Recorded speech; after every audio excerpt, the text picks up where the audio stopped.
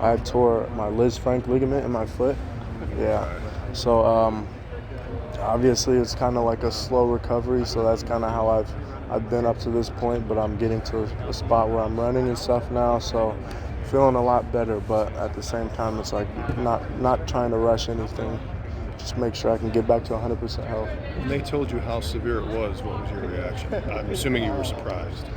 Um, I had heard it was already like a bad injury, so I wasn't expecting any good news at that point. So it was more of like it's just like an expectation at that point. But obviously, it still hurts to hear that my season's over, especially with my past with injuries. But at this point, really all I can do is make a positive or a negative situation positive. So that's really what I've done up to this point.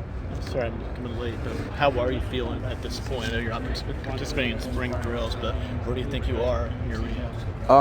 I'm making progress weekly right now. I'm running like 3 times a week. Each time I run, like I feel a little bit better. So it's been reassuring that I'm making progress like every day. But obviously there's still soreness, but I mean it's like a good soreness. But I've been feeling good though. Which knee is it? It's my left foot. Left foot. Yeah, Okay. yeah. And any timetable in terms of when you want to get it back out there or anything like that? Yes. In terms of the start of the season, do you think you're going to be ready for that? Or Yeah. No, I'll be ready for season. I think the plan is to be like 100% by like May, June timeframe.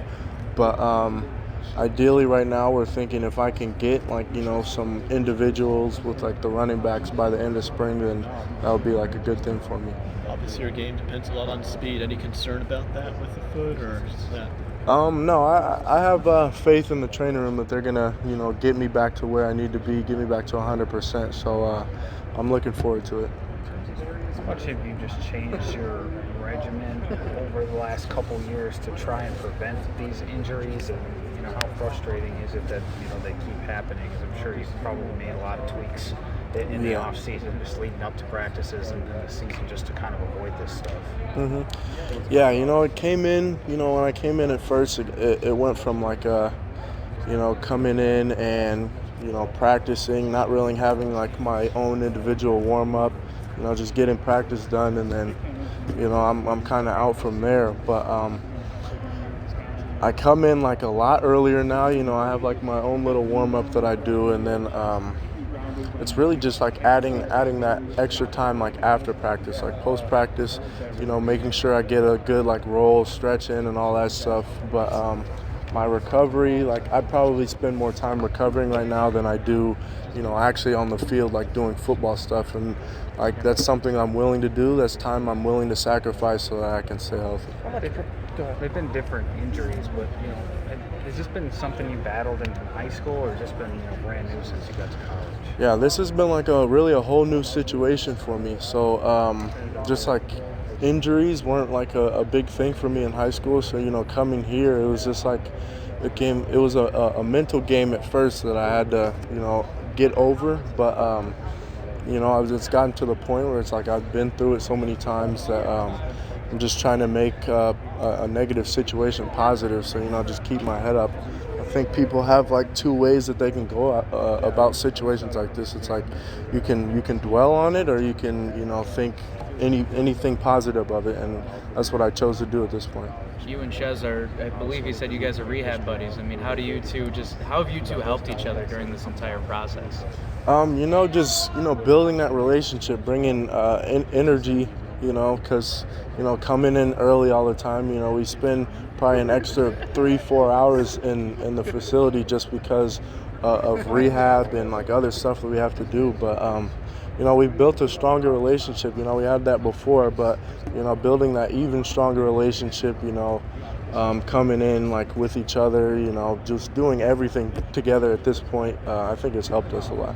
How much progress do you feel you were making last year? I know you played the first couple of games. I mean, you made some plays. You had the big long touchdown run. Seems like you're maybe gaining some confidence after those previous injuries. I mean, is that the injury that you suffered harder, knowing that you were kind of in the rotation there? I definitely think it was like to that point, because it's like the game really seemed like it was slowing down for me. I was building that confidence.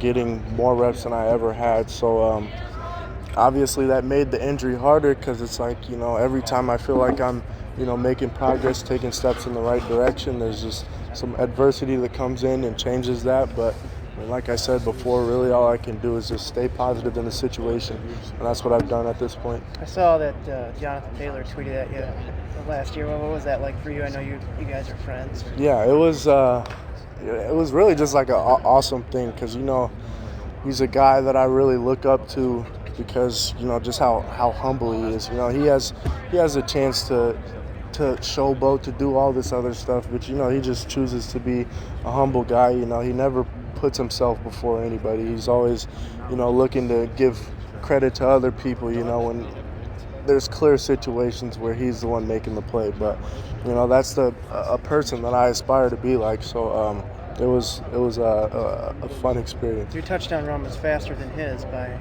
couple milliseconds or something like that. That's what he... Yeah.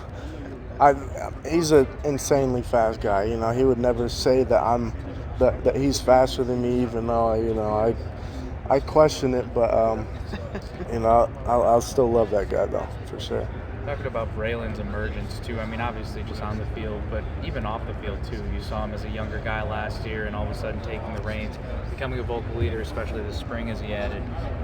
What have you seen in him become that guy who has that voice now, and how are you helping him develop that?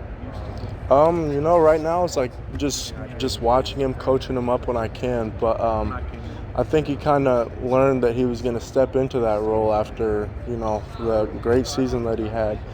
It's kind of just like a switch that flips. You're making plays. Like once people know you're making plays, and they start to look up to you because they want to do the same. So he's kind of taken that role, in the running back room after that experience that he had. So it's been fun watching him develop. I'm kind of doing whatever I can to help at this point, since we're kind of light in the room for the spring. But yeah. Julius is expected to get a lot of work with the three of you guys out. I'm sure Braylon probably won't do a ton.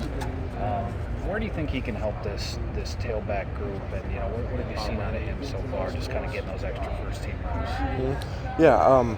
Julius is a very versatile person. He's been that way since he got here. So I think in the room, really as a whole, like just everybody bringing different pieces. I think he's a hard runner. He's agile. He's a good route runner. Like he's got several strengths that he can bring. So just bringing more diversity in the room, I think, is another thing that he can bring. Because every single one of us play completely differently, and I think that's going to help us in the future.